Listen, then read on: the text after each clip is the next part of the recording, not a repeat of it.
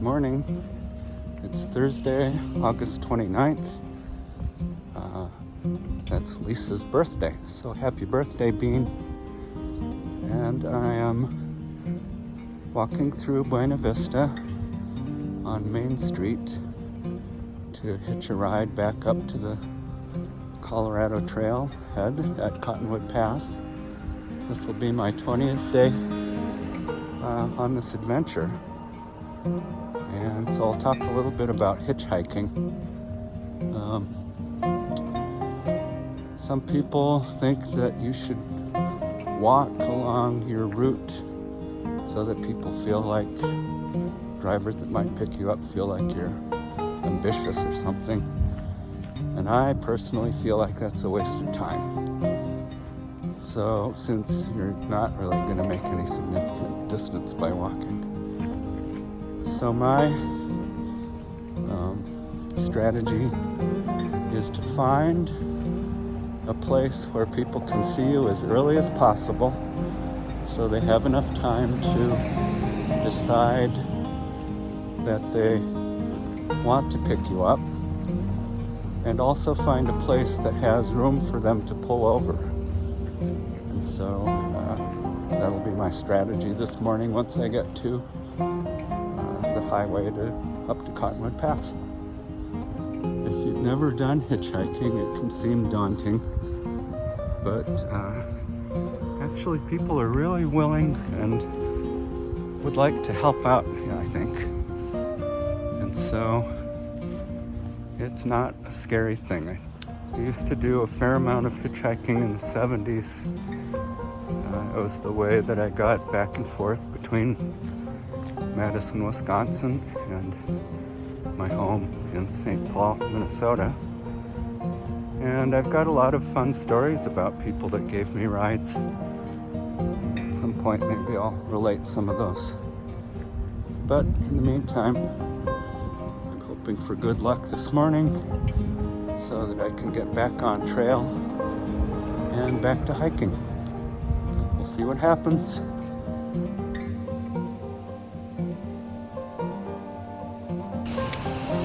Evidently, there's not a whole lot of traffic this time of the morning in Buena Vista. But one of the other parts of hitchhiking is not to get discouraged.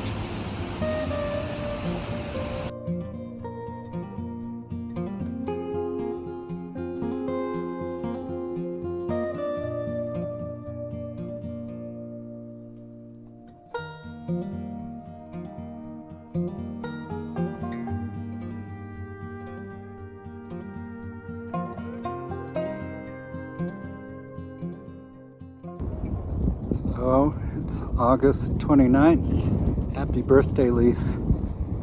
And just a little after 8 o'clock, I got a ride to top of Cottonwood Pass from a woman named Donna, who had never ever picked up a hitchhiker before.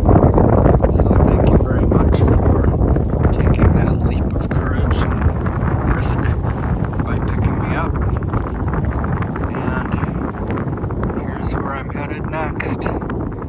Thank you, thank you, thank you. Mother Nature, family and friends, including Donna and Colorado Trail Foundation. So lucky to be here. It's a beautiful day, and I've got a good weather forecast for hiking this segment that is long stretch above tree line, so I hope that holds out. And I want to say thank you to Donna for giving me a ride this morning. As I said, she had never ever picked up a hitchhiker before.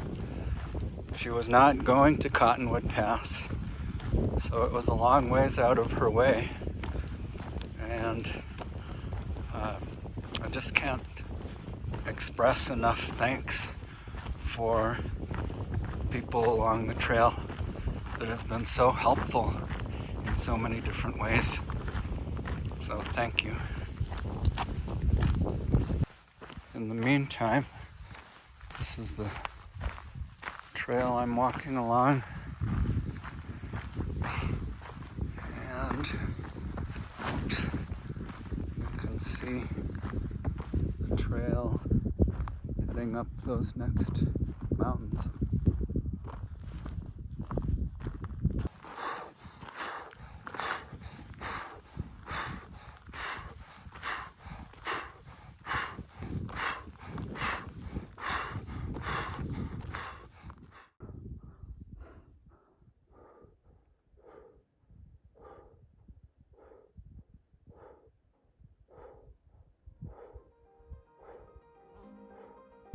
Here I am at a little call, and my watch says the elevation is 12,638 feet, and look where I am.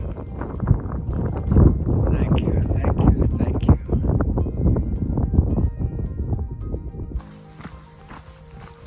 Here's the trail on the other side of that call, and I'm having a moral dilemma, or I don't know, mixed emotions about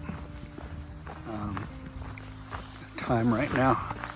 So this segment of the trail is up above tree line for a long ways, 15 miles or something. And so it's best to be down into the trees in the afternoons when the storms hit. Today and tomorrow do have really good forecasts, but you can never tell.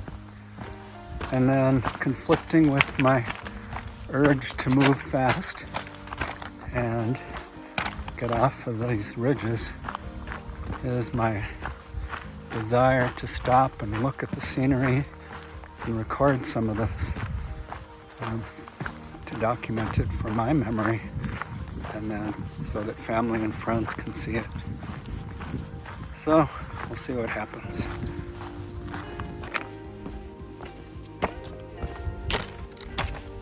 Hear Pika squeaking at me.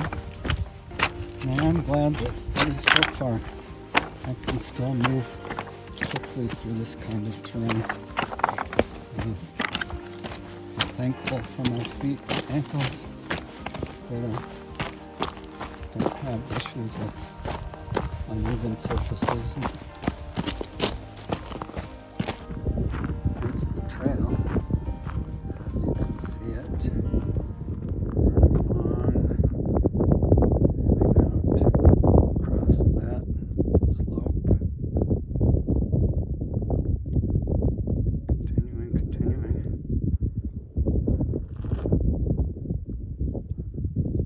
All the way out there.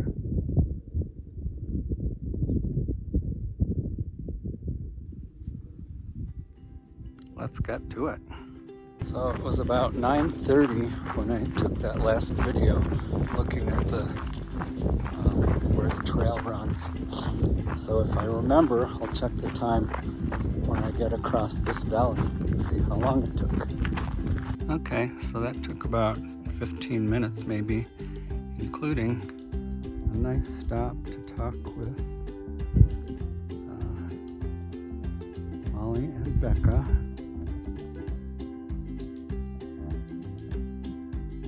We're northbound from doing this collegiate loop.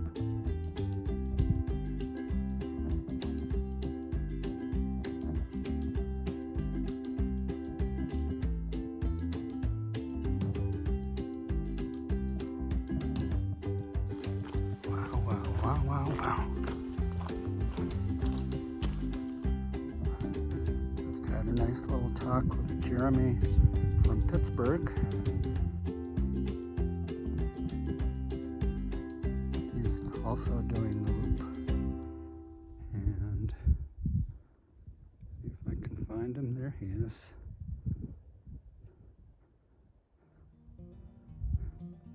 Just got up to the high point of this segment, 12,600 or something like that. And look at this terrain. Oh, and a lake.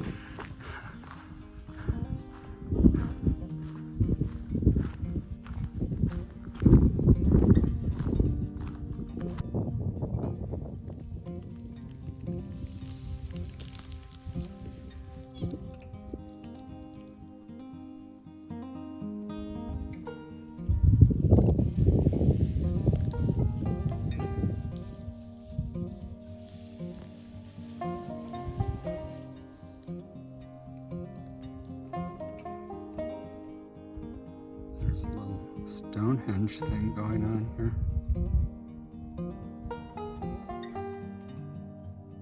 Wonder what that's about. I'm descending from that call, the high point on this segment, and it's a nice trail, so I'll use this opportunity to talk about altitude and breathing. And you might want to skip this because it'll be long. So, as you probably know, as you go up in elevation, the quantity sort of oxygen, the pressure of oxygen decreases, which means your body has less access to oxygen. So if you spend enough time at altitude, your body goes through a process of acclimatization, where, I don't know the science or medicine behind it, but your blood chemistry changes, maybe your blood volume changes, and your respiration rate gets used to breathing harder and faster. And so I've been very lucky that so far I've acclimated well. And as a parent, I can take pride that it seems like both of my kids tolerate altitude well. So while I thank Lisa for giving them her brains and beauty, I at least made a contribution of giving them good lungs and heart and respiration. As far as breathing, it is really just like what I know, which is little, about walking meditation. So when you're walking on a smooth path at low altitude, you don't think about breathing, just your body takes in enough oxygen. But if you increase your speed, or the incline goes up, or you go up in altitude, get to higher elevation, your body needs to breathe harder to get enough oxygen. So once you get sort of experienced at it, I feel like there's a continuum from just not thinking about it to breathing with every other step in rhythm and sync, where each time you take a step, left, right, left, you might take a breath on each left step. And then as things get harder, you start taking a breath on every step. So left a breath, right a breath, left a breath.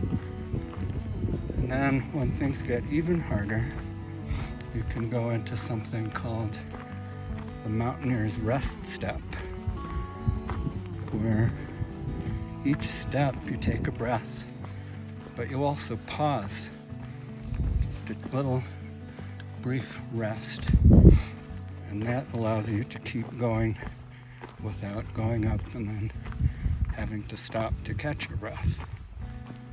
And so hikers and climbers, I think, get into this meditative mode of breathing, walking, and using your hiking poles or ice axe, all in rhythm.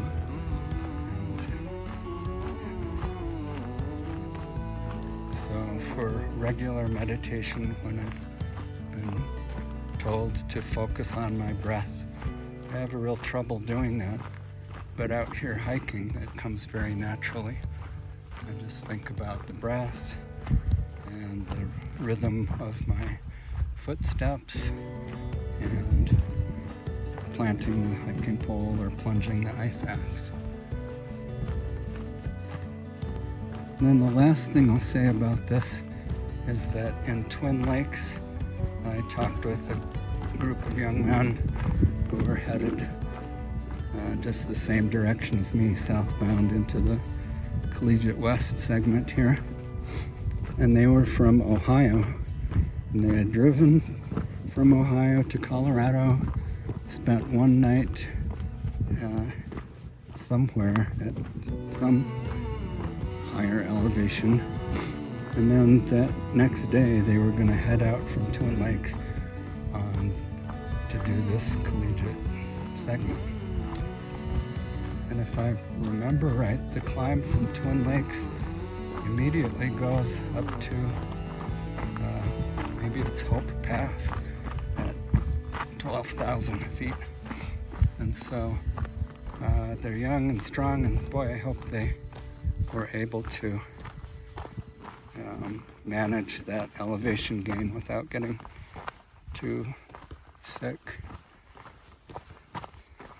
Isn't this pretty?